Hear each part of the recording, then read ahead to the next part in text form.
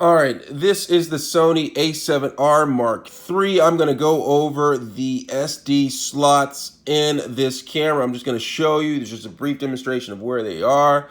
All right, so I have this camera. It's an amazing camera. Takes some great photos. So we're going to talk about the slots. So in order to access the slots, there is a knob right here on the side, right?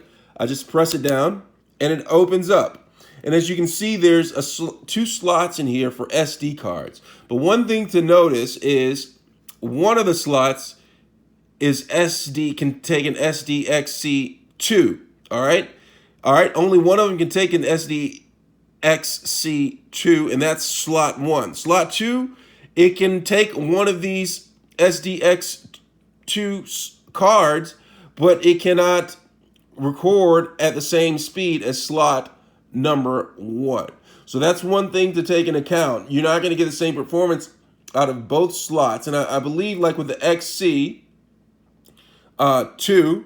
you can record at a higher megabyte frame rate or recording, okay, with the XC2. So that's the big difference between the two.